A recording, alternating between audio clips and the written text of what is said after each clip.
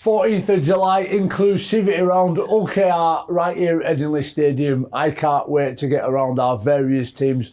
One in particular that I love being around though is our physical disability rugby league team, headed up by this guy, Simon Brown, who again is another one of our most inspiring athletes. Simon, great to see you.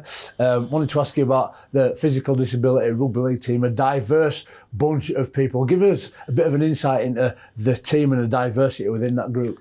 So physical disability obviously covers a broad range of stuff. It's an umbrella term. Yeah. So we've got people who've got missing limbs, we've got people with neurological disorders like MS or MD, muscular dystrophy, and then we've got kids with cerebral palsy, and a whole range of different things. And the idea is that these people were sort of restricted in taking part in physical sports, team sports, and the Rhinos got together along with Warrington and decided that let's give these kids an opportunity, let's introduce them to this magnificent game, to what team sport brings to a human being, and let's get an opportunity going that way. And in 2018, I was fortunate enough to be part of that birth of the sport in this country. We talk about giving people a sense of purpose and belonging. What examples have you seen of that? You know, some of the individuals that have come in to play the sport and feel like part of a community under that Rhinos banner. Yeah, I mean, there's different stories from everyone, and I think one of the things with PDRL is that we've got guys who've got illnesses that are degrading, right? And so they know they're on a ticking clock. You know, I mean, every player that walks on the pitch knows they could get a season-ending, career-ending injury, but these guys know that they're ticking a clock. They're ticking down to not being able to, care for themselves. So they know when they go out there, this could be the last time. So they go out there with a big passion. But what they're doing is they're giving back to these young people like Harvey, for instance, who cerebral palsy, he's grown up, never been able to be involved in team sports. Yeah. He played for England in the PDRL World Cup, and he's a World Cup winner. And his dad, who was a rugby league player himself, Harvey always felt that he didn't connect properly with him because he wasn't an athlete. And obviously now he's an athlete, and him and his dad have got this connection that he's always wanted. We got someone like James, for instance, who's vision impaired, was struggling at university. His life wasn't going thing. He struggled to interact with the people. He's joined the team. Again, his university course has improved. He's doing better. His social interaction skills are better. And it's across the team, and it's been part of that environment, as you know, in a dressing room. There are people there that give you a kick up the backside when you need it. Yeah. But there are also people that can put an arm around you when you need it. And to bring in these people who've never had access to this world, just for me, as an older athlete now and a coaching staff, I just feel just humbling to watch these young people develop and prove the characters that they can be just with the opportunities there. I love what you're talking about there, how it affects you and you seeing that development of individuals.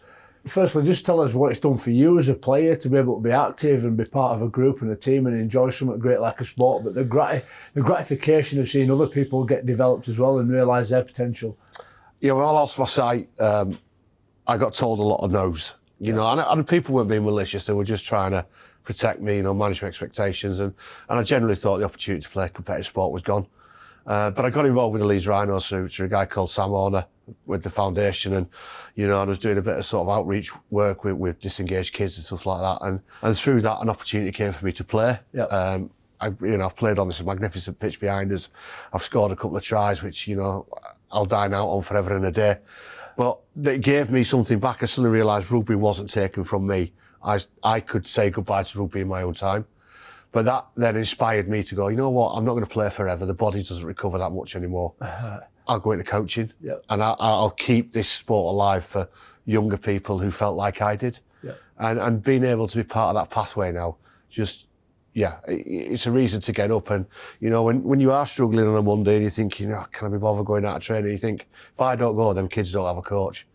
And so, it G's me up and gets me going to actually be there for them. I love how you've committed to that next chapter. A little bit like James Simpson with the Wheelchair Rugby League, being a player, gone on to be a coach, continue to serve.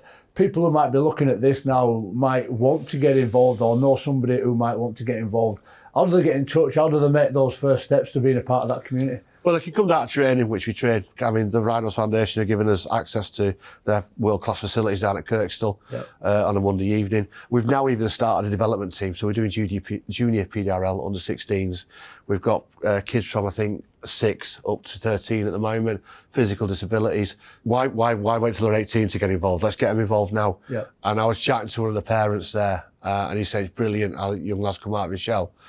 But what he likes is the opportunity to develop. He says he can play and he can develop into a senior team, and then he can go on to coach. Yeah. He says, what happens when my child has his own kids that want to play rugby? How can he be involved? Well, he can coach his team. And because of what this sport, this club offers, it means that everybody's got an opportunity, like James did, like I've done, to go all the way through, you know, and stay involved not only with the club but with the sport, and just you know, feel good when you get out of bed. You know, you're part of this family that is special. Part of this family, what this sport, what this club offers. You've heard it from the man himself. Come and meet Simon and the rest of the group here, 14th of July, Inclusivity Round, OKR. Can't wait to see you.